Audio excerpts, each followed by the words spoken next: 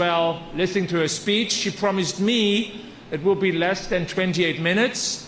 Knowing her, it will be probably 42 minutes by knowing working for her. But I think we all thrilled to bless you all here to celebrate her work, her achievements, her time with us, and I'm sure we'll spend some time afterwards as well together to celebrate her. And now it's my pleasure to start our celebration in a much more spiritual and meaningful way with a more Chicago accent. Let's please welcome Pastor Bernard Shakes.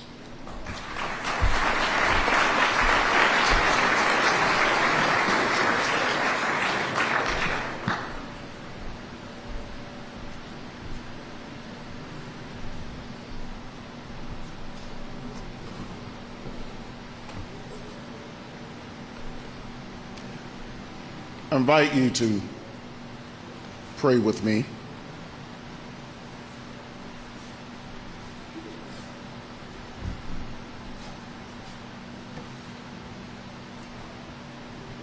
Most gracious and loving God, we've gathered to offer you our thanksgiving for life, while being thankful for the life of our mayor, Lori Lightfoot, our first lady, Amy Eshelman, and our first daughter, Vivian. In your graciousness, you gave us a mayor, O God, who led our city with conviction, refusing to support the decades of inequalities levied upon the backs of the underserved, with determination, unashamedly challenging systems of injustice to create positive change to broken systems.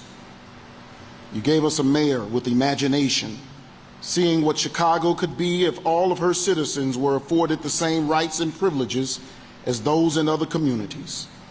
You gave us a mayor who led our city with innovation, creating new ideas that would make Chicago a first-class city for all and not some, and consideration, bearing in mind that a person is made whole when their mental and physical well-being are secure.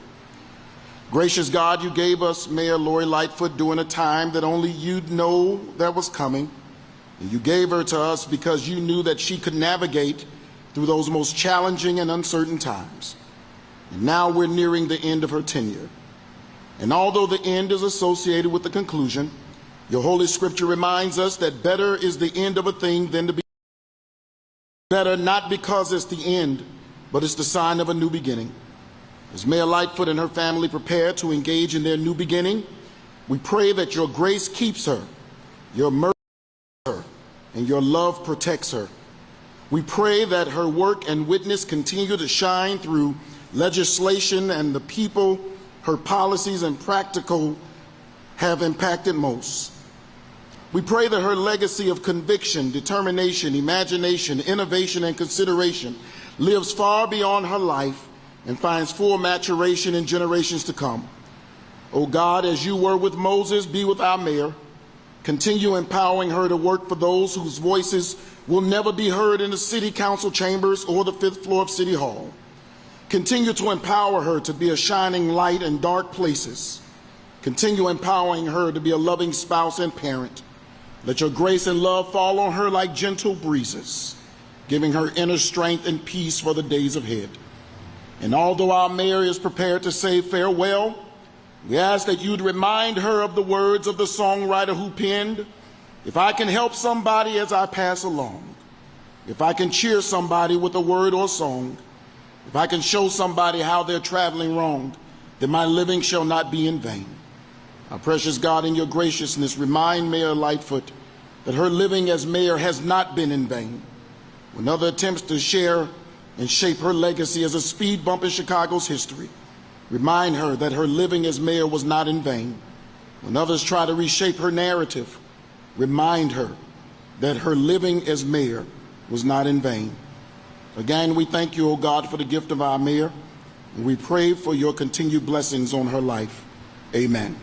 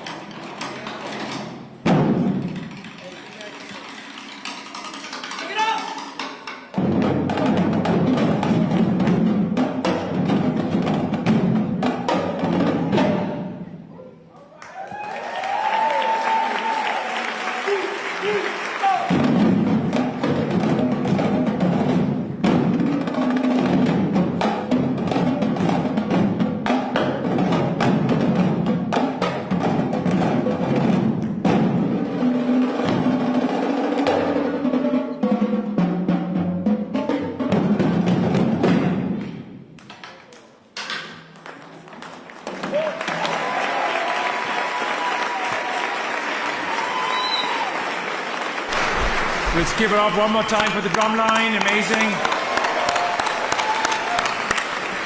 And I had the pleasure to have quite a few events with Mayor Lori Lightfoot for the last couple of years, and I think sometimes we forget to thank you, everyone who made events like today happen.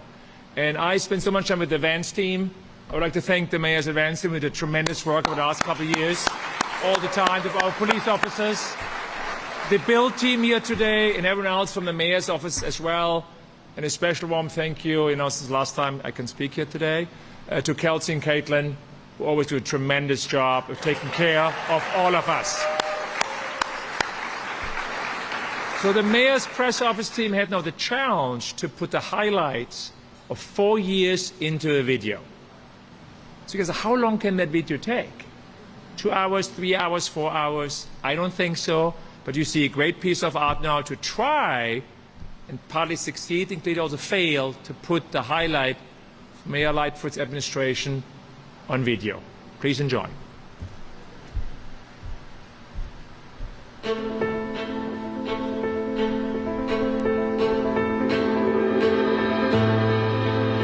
I'm a different kind of person. The freedom that I have, having not come up through the democratic machine, is that I can do things my way because I am only beholden to the voters. Ladies and gentlemen, Mayor-elect of the City of Chicago, Lori E. Lightfoot. Don't ask what the world needs. Ask what makes you come alive and go do it. Because what the world needs are people who have come alive. Pushing norms and challenging the status quo, that's exciting to me. It's the time for a new era of trust between the people of Chicago and the government that serves them. We've got to do better by our people. We've got to show people in every neighborhood that they matter. A city that holds equity and inclusion as our guiding principles. That's my Chicago dream. Mayor Lightfoot took many bold actions to alleviate economic hardships facing Chicago residents. So she created the first ever income-based debt relief programs for water, sewer, and auto-related debt, and eliminated late fees at libraries. Alongside partners, she also raised the minimum wage and expanded the Fair Work Week ordinance to improve workplace conditions. It's something I feel very strongly about. My mom worked a series of low-wage jobs, not having a predictable schedule, so I know what that feels like. And crafting a solution is going to be challenging, but the answer isn't no. The answer is, how do we partner and work together to find some common ground? For years, they've said Chicago ain't ready for reform. Well, get ready, because reform is here. We have to have a government that stands for legitimacy and integrity. That's the only way we're going to be able to weather these storms.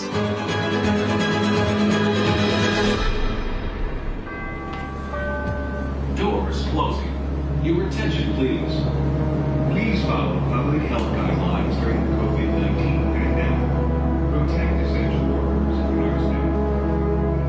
nurses. This is affecting absolutely everybody. I will forever be grateful for Mayor Lightfoot's leadership during COVID here in Chicago. We really came together as a city to fight this common enemy, and I think that was in no small part due to her leadership. 40,000 hospitalizations will break our healthcare system. Stay home. Stay home. Stay home. Save lives. Think not just about the direct impacts of COVID, but the indirect impacts. The mayor is very, very thoughtful about making sure that the small business community in Chicago survived. We provided well over $100 million of support in grants and loans to our small business community, which is more than the other big cities in the country combined. One of the important things that we must do in meeting the needs and the challenges that we're facing in COVID-19 is laying the foundation for a permanent fix to many of the problems that for too long we have ignored or said they're too big to solve. Now is the time. There's a long history of disinvestment in particular parts of Chicago, and I think that this administration has worked hard, particularly during the COVID response, to reverse some of that very long history. I don't think it's any secret that poverty is extremely concentrated to certain parts of the city. I think that the mayor has put policies in place that will fix that.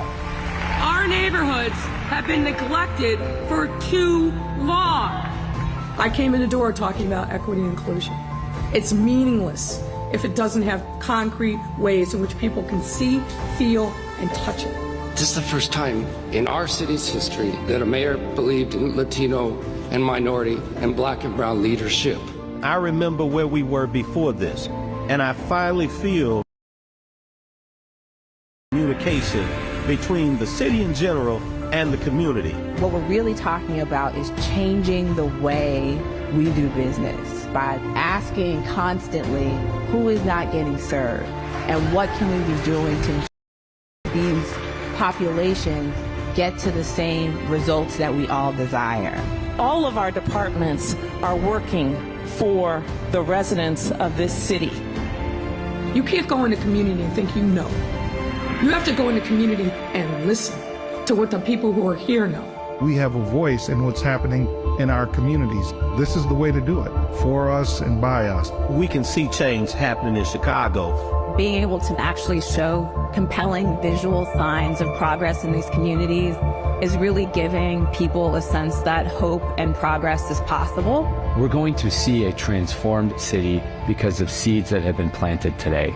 I think once we see the impact of the investments that have been made, Chicagoans will start to see the benefit of the work that we've done. And that's ultimately what fiscal stability and discipline pays for. It pays for city investments. And Mayor Lightfoot has demonstrated enormous fiscal discipline for the last 4 years, which has created a lot of fiscal stability for the city of Chicago. We've secured 13 rating upgrades over the last 8 months with 3 positive outlooks, which effectively means that the city of Chicago should see a rating upgrade in 2024.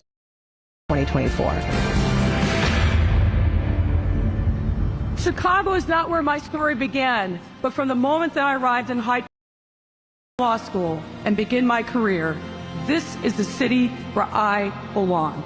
This city has given me such opportunity. It's been a city of hope. And I make one solemn promise to the generations who came before us and to the generations yet to come. We will continue to build this great city and leave it better, stronger, fairer, or more prosperous than when we found it. The challenges we face today did not arise overnight, and they will not be solved overnight. Our challenges can only be solved if we face them together.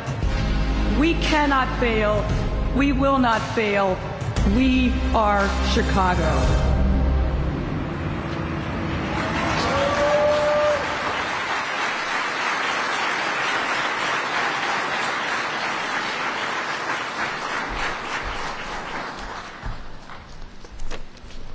Oh, man, good afternoon.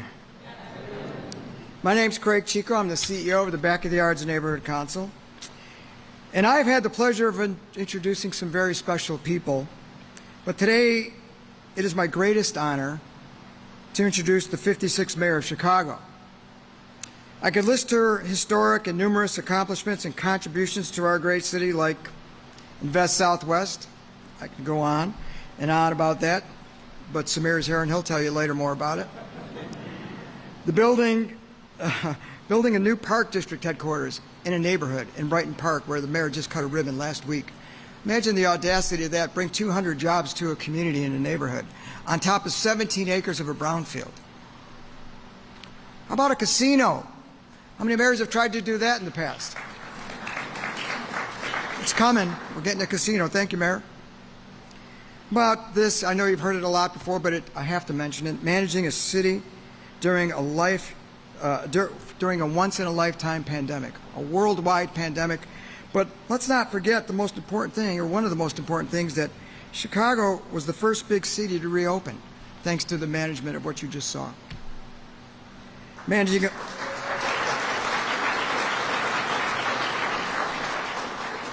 us through the nationwide challenges of civil unrest.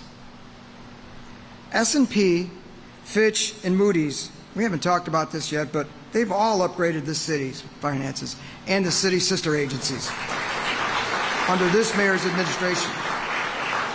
The city's minimum wage rose to $15.40 an hour, legislation this mayor championed.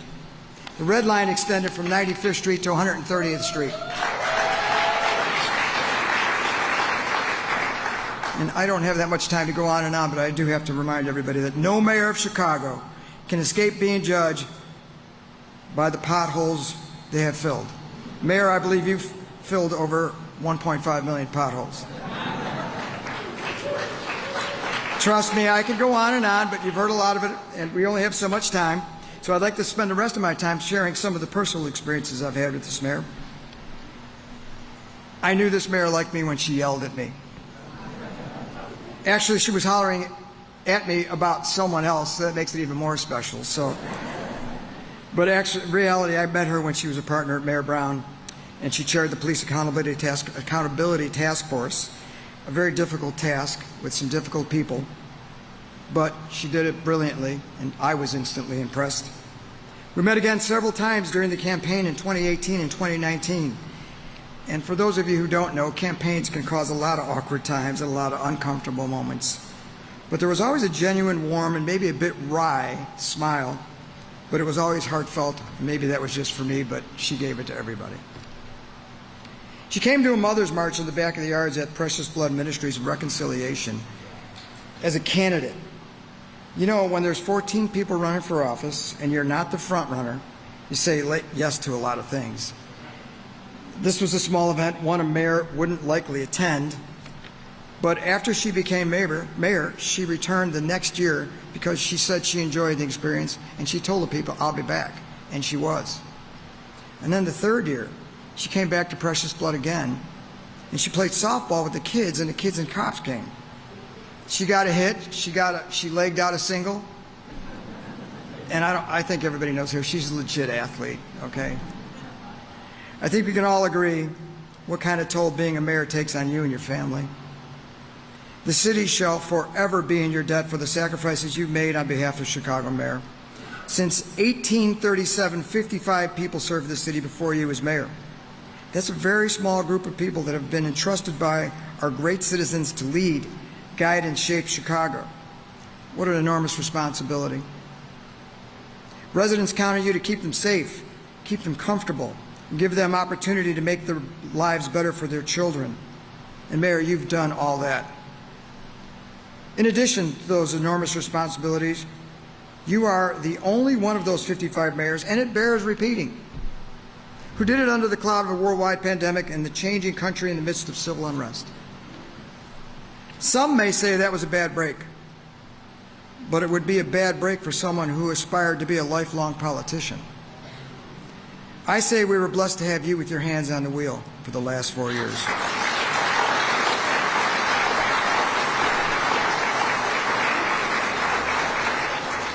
We were blessed to have you with your hands on the wheel for the last 4 years because that's when Chicago needed you most. I hope that you can now embark on the next journey and spend a little more time with Amy and Viv. Watch Viv play basketball, run track. Watch a few more Sky games from start to finish. Okay? Cheer for Michigan if you must. Sorry. Sleep in and watch some TV, eat some Lay's chips. But let's be clear, this shouldn't be a sad moment,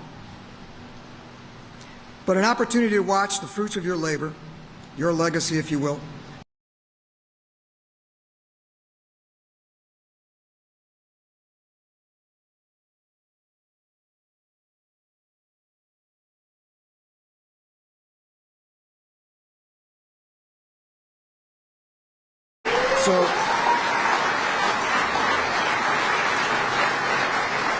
So now let's get on with it. We all know why we're here. Would you please help me with all the enthusiasm you can muster in welcoming Mayor Lori Lightfoot.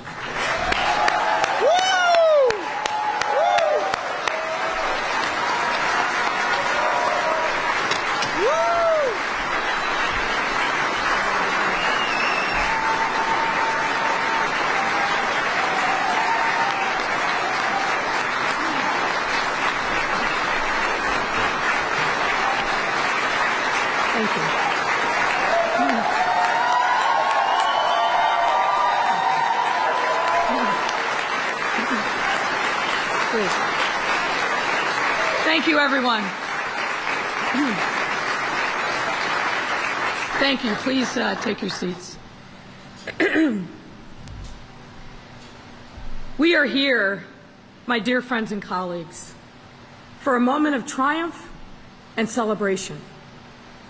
A time of reflection, to be sure, but also a time to revel in the present and look to the future just over the horizon.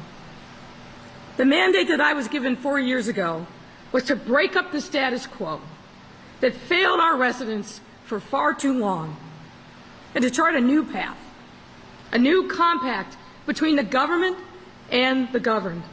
And that's what we did. We did it despite facing epic challenges of historic budget deficits, a global pandemic, the likes of which we had not seen in 100 years, a massive economic meltdown, civic unrest, and escalating violence following the murder of George Floyd. I sincerely mean what I said. Looking back, we have a lot to celebrate. To be clear, all of these challenges, many of them coming within a few months of each other, which resonated deeply, profoundly, tested us, and tested me personally in monumental ways. We all know the phrase attributed to the German philosopher Nietzsche, "What doesn't break you makes you stronger."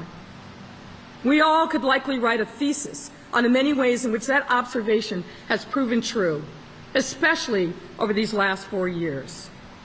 There were certainly times when the sheer number of challenges mounted on top of each other brought me to my knees. You see, when you literally look death in the eye, as I had to, and realize that the decisions that you make in the midst of a crisis will impact who lives, who dies, what businesses survive, which fail, and who has income and who doesn't, all of which were served up on my plate over and over again. These challenges pushed me closer to my faith, and through it all, I believe, made me a better leader. A battle-tested leader, to be sure, but I also hope and believe that it made me a better person. I wrapped myself up in resiliency, the resiliency that I saw over and over again all across Chicago. Resiliency in people facing incredible tragedy, like victims and survivors of gun violence.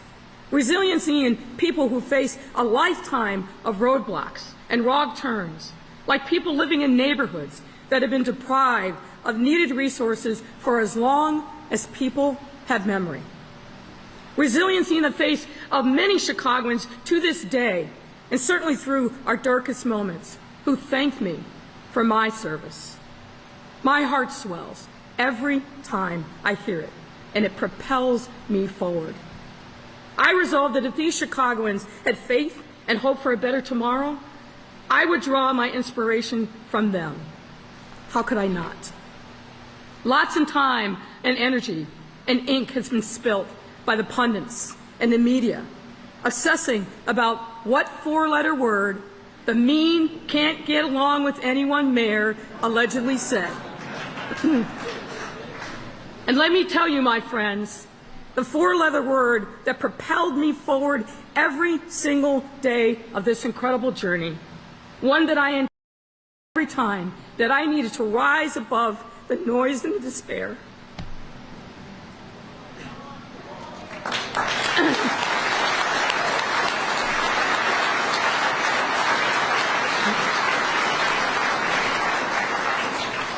That four-letter word was spelled H-O-P-E.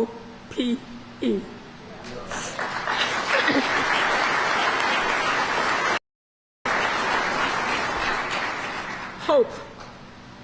I saw it, and importantly, I felt it in this city, in every neighborhood, in the eyes of children, our elders, of workers, our people who were touched by the work that we did, the details that we sweated, the resources we invested for the betterment of our entire city, our whole city. Not just the downtown, not just the north side, our whole city, and unapologetically so. My administration has been victorious in our efforts to plant seeds of equity and serve the city we all love so much. And the real story of this administration is told through the lives of the people that we served. Coming into office, I knew generations of Chicagoans, particularly Black and Latino communities, were hungry for resources and support from City Hall, a City Hall that needed to see the entire city. My primary mandate was to put our residents first and to do the hard work to serve them, and so we got to it. And we did that by operationalizing equity in concrete, tangible ways. And let me remind everyone, equity is about enabling everyone to attain universally held standards for a good quality of life. When we work to achieve equity, what we really mean is we are looking at our history and the deep scars that systemic racism, machine politics, and disinvestment has left on our neighborhoods and our residents. Our city's history of neglect on the south and west sides has created barriers for our residents, impacting their access to education, good health, wealth, and so much more. More than anything, these barriers have created a deep-seated despair and sense of hopelessness in too many of our communities. That hopelessness and despair fuels the cycle of poverty. Our challenges weren't created overnight, and the solutions to solve them won't come overnight. But our administration created real change and planted seeds for transformation of our city to right these historic wrongs. Now, you know that I cannot stand up here in front of you, and particularly with a group of pastors in the house, and not take you to church for a minute. So indulge me. What we face in this city takes me to the story of Lazarus, found in the New Testament, John chapter 11, excuse me. And now we know the story of Lazarus. Lazarus had been dead for several days when Jesus learned of his passing. When Jesus was with his disciples in the town of Bethany, he encountered Lazarus' sister, Martha. And we know from verse 23 that Jesus told Martha, "Your brother will rise again." But Martha, like others, was doubtful. The Bible tells us that Lazarus had been dead for 4 days. His body had started to decompose and emit the smell of death. Lazarus was dead. All those around him and the surviving family had convinced themselves that nothing could be done. But Jesus, of course, knew better. He went to the cave, commanded that the stone be rolled back, and called upon Lazarus to rise from the dead. What is a lesson for us? Through the power of faith and collective action, we can move the heavy stones, and yes, we can breathe new life into the people and places that have been left for dead.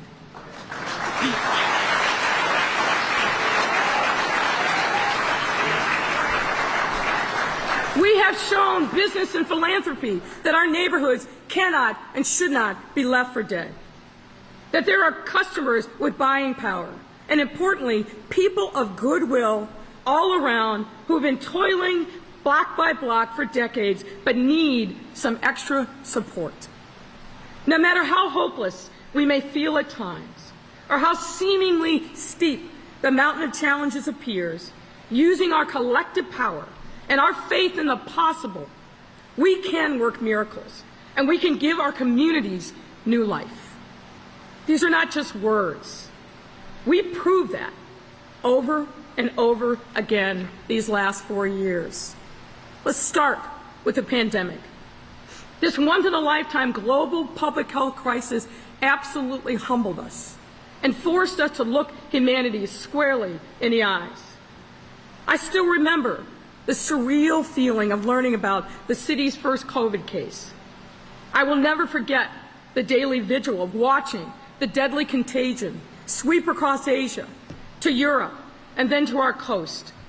Its presence here in Chicago was inevitable, but that first case notification made time stand still for me, just for a moment.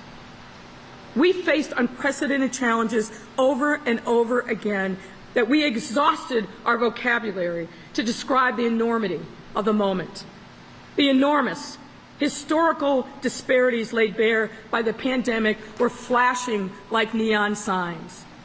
We had a lot of heartbreaking decisions to make throughout the pandemic that required selflessness and service from all leaders, essential workers, and really every single Chicagoan. We understood the gravity of shutting down and shifting our economy, but we knew that our most important priority must always be keeping people safe. With the wisdom and guidance of CDPH Commissioner Dr. Allison Arwady, who's with us here today. Stand up, Allison.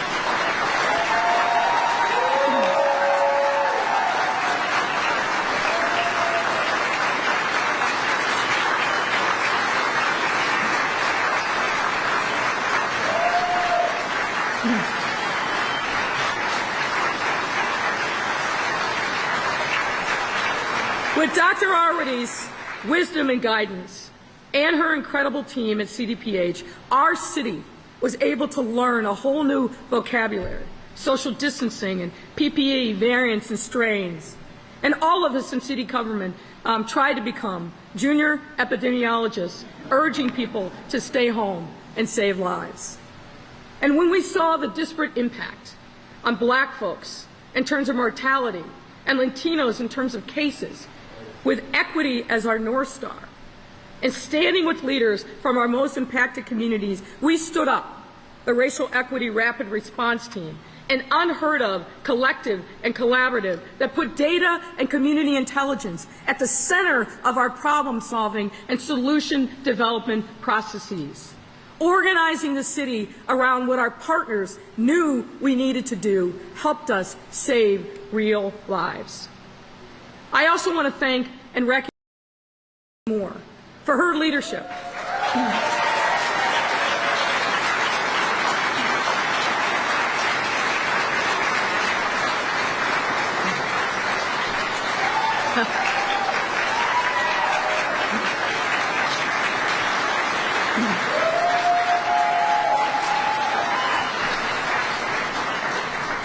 I want to thank Candace Moore for her leadership of those efforts and for her tireless work as the city's first ever Chief Equity Officer to change the way that the city does business so that we can ensure that everyone achieves the highest and best outcomes.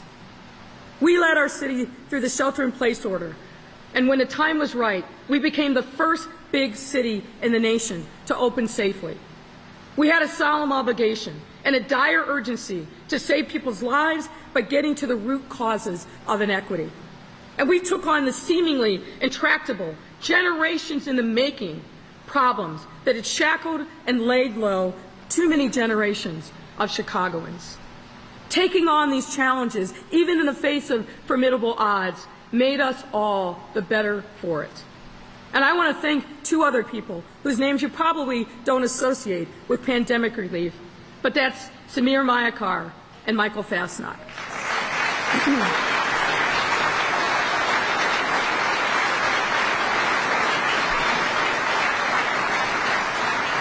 Of course, you know that both of these incredible leaders are responsible for fueling our incredible economic recovery. During COVID, Samir brought in the best consulting talent to help us understand the here and now and what the future would hold regarding this pandemic. Samir was also instrumental in setting up the temporary hospital at McCormick Place, and I think slept overnight there many days while it was in formation. So thank you, Samir, for your service.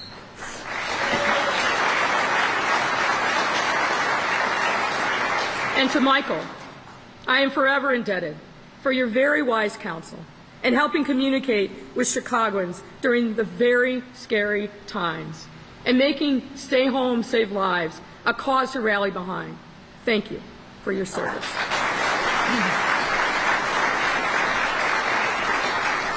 And what else did we take on with unflinching resolve? We put our fiscal house in order. I have to thank the financial dream team of Jenny, Susie, and Reshma.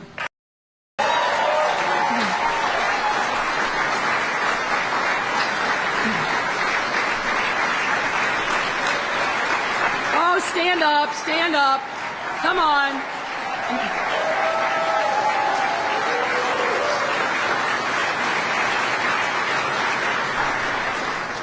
Because of their hard work, we leave office with a budget surplus, 13 rating upgrades, prepaying our pensions even, a job well done, ladies.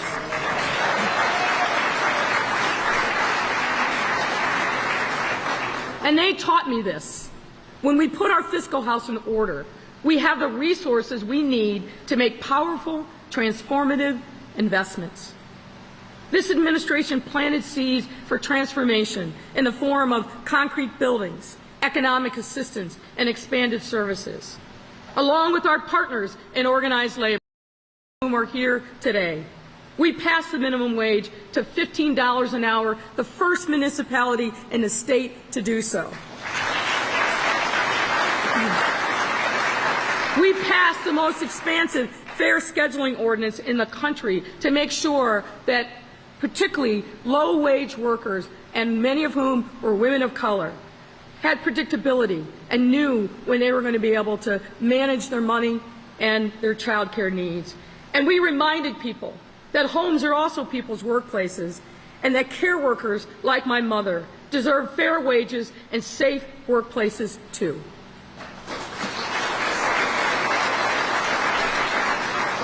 And we began reforming the regressive fines and fees that kept working Chicagoans in a spiral of debt. And that was just in the first year, ladies and gentlemen. We were also able to increase the city's mental health budget by more than sevenfold, from a mere $12 million when we started to $89 million, providing mental health services in every single one of our 77 neighborhoods. Thank you again to Dr. Arwady, but a special thanks to Matt Richards and his team at CDPH. And because of the leadership of Marissa Navarro and her team at the Department of Housing, we made the single largest investment in affordable housing at $1 billion in the city's history.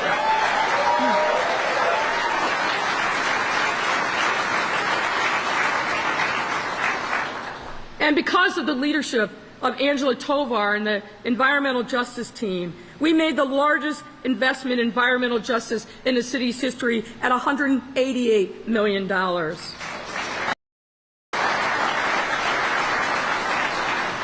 And as if there was any doubt, I will never stop telling the story of how we were able to marshal public, private, and philanthropic dollars to the tune of $2.2 billion in commitments to our South and West Side neighborhoods.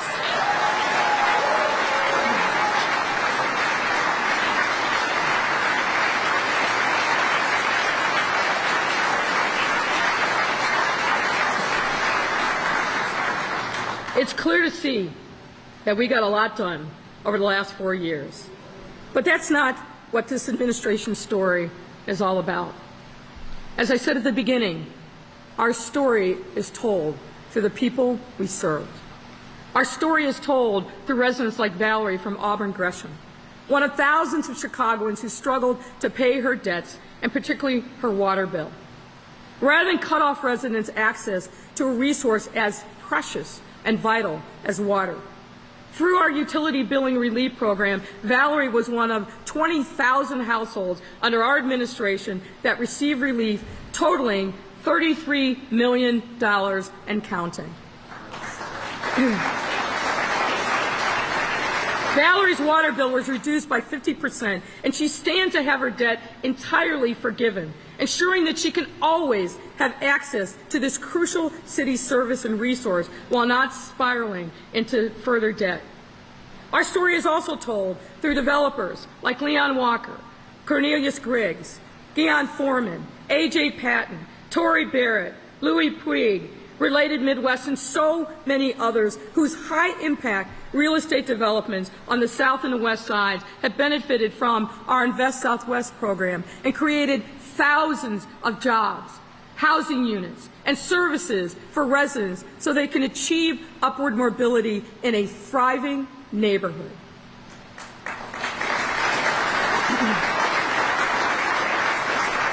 Our story is told through local business owners like Cecilia Cuff and Eric Williams, the co-owners of the Bronzeville Winery, who received a $250,000 neighborhood opportunity grant to help launch the business. And I also have to depart from my script and thank the folks at BMO. Thank you, Dave. Thank you, Eric, for making sure that they had that extra bit of cash to get the job done. Thank you.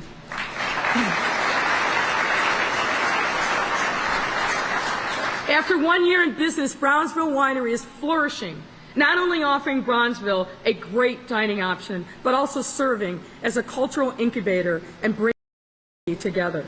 Cecilia and Eric are a shining example of what is possible when we empower residents to open businesses wherever they are and whoever they are when they choose. Our commitment to holistically addressing public safety is demonstrated through city leaders like Willette Benford, who I appointed to be our first ever Director of Reentry Services, and to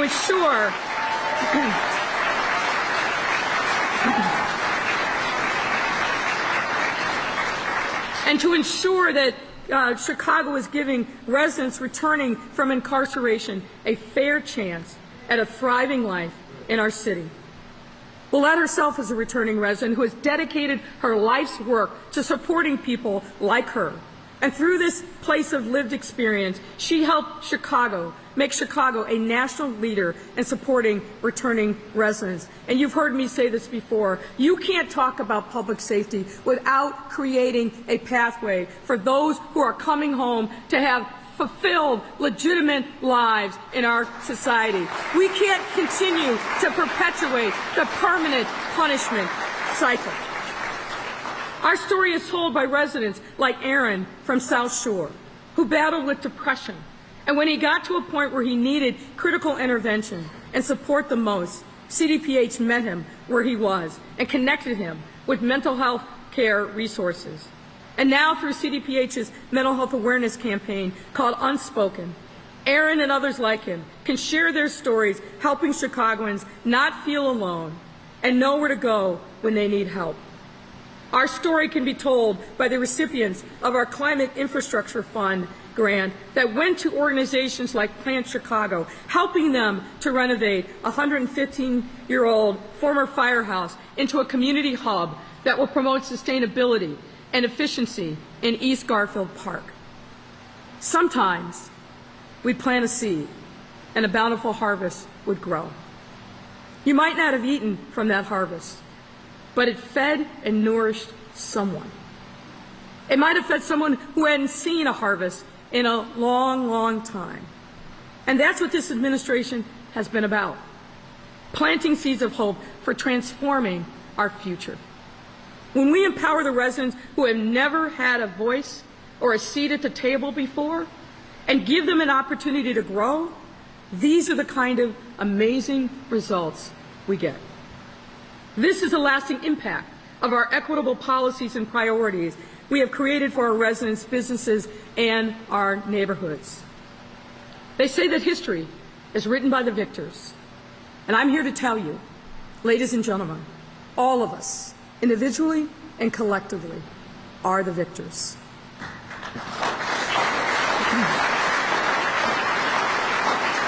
Each of us has persevered through adversity, and we have given the full measure of ourselves to bend the moral arc of history toward justice here and now in Chicago. This is our legacy. And I think, considering recent events, Chicago is going to stay in this lane of progress for a long time. I'm more optimistic about our city's future than ever. I'm optimistic because of the work my administration has done to make transformative investments in our neighborhoods and our residents. And I'm optimistic because over the last 4 years, we did everything that we could to maintain and further Chicago's status as a global, thriving, and welcoming city. But I'm also optimistic about the future of this great city because of you and Chicagoans like you. There are daily threats to who we are and what we must become for our families and our children to thrive. But we have faced and vanquished those threats over and over again because that's what the moment demanded. Our residents have inspired me every day. On the days when I was weary and my spirit was low, meeting residents and learning about their hopes and dreams motivated me to keep my head up and to keep working. Time and again, I've seen residents and neighbors contribute to their communities in amazing ways. And I'll say to the media, tell those stories of Chicago. They exist. They're there. Tell them. I've seen community leaders who have been serving for generations work with such determination and conviction to bring their vision to life, no matter how long the road ahead. And to borrow a phrase from a friend, these aren't Johnny-come-latelys. These are people who are deeply embedded in their communities and love them through thick and thin. I've seen business leaders and the private sector take huge bets on Chicago, even when the public narrative told them not to. Chicago's residents, neighborhoods, and businesses will always, always work to uplift each other, because that's just who we are. When a great fire lays our city to ashes and rubble, we build a sturdier, stronger city. When the brutal winters chill us to the bone, we put on another layer and we forge ahead, dreaming of spring and summer, but never stopping even in the face of nature's tempest. When city government and the private sector disinvest in our neighborhoods for decades, we call upon leaders to step forward and steer the ship in another direction. Every resident from every neighborhood wants the same things for our city. They want to feel safe in their homes and their communities. They want to have every opportunity to lead happy, prosperous lives, and that they want those opportunities available at their fingertips. And they want to see their beloved hometown, the third largest and #1 greatest city in the country, succeed. Regardless of who comes and goes on the 5th floor, Chicago is going to continue working together to achieve the city that we all want to work and live in. My friends, it's been the honor of a lifetime and a privilege to do this work with you these last 4 years. Just as it's impossible for me to list all the achievements we've made together, it's impossible for me to thank every single person and organization that I've had the pleasure of working with. But I'm going to try, because you're all here with me. To the partners from the city and region who are our critical collaborators, thank you for coming to the table and making a contribution. To the fellow electeds that I've stood with and worked with, thank you for your counsel and your partnership. To the residents who engaged with us and informed us, held us accountable, and worked with us, thank you for contributing your time and efforts to the betterment of your city. And to the mayor's office staff, the hardest working team ever to have the privilege of working on the 4th and 5th floor.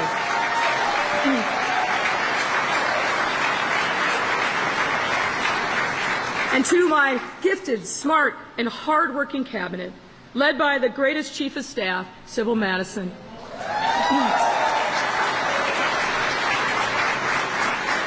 I just have to say thank you, thank you, thank you. And thank you to Kelsey.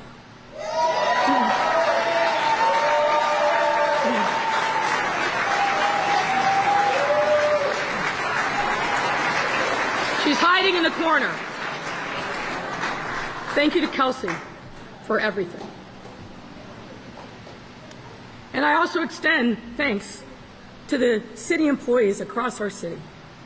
I cannot thank you enough for your tireless commitment and hard work these last 4 years to leave an incredible, indelible impact on our city.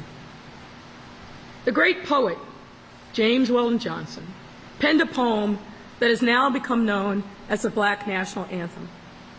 And this stanza always makes my heart swell with pride, and I take it as a clarion call. I quote, "Sing a song full of the faith that the dark past has taught us.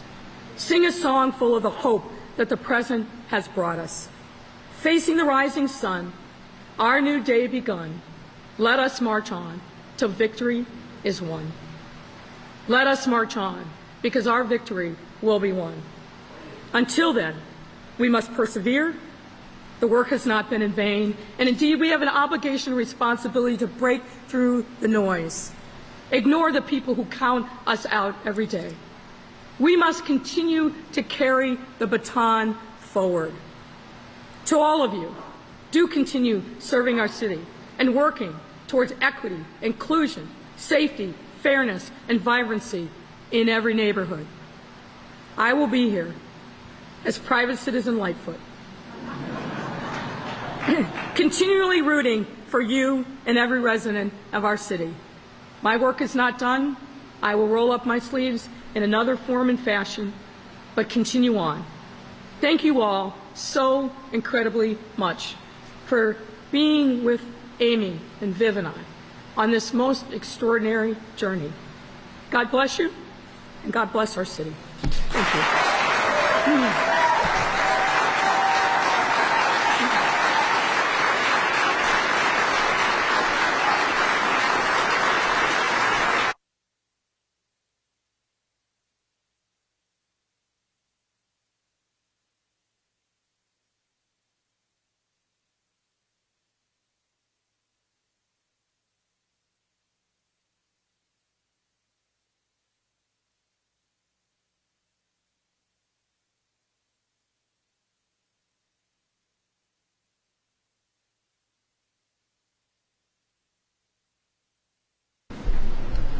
I'm supposed to say there are food and drinks here, so please enjoy.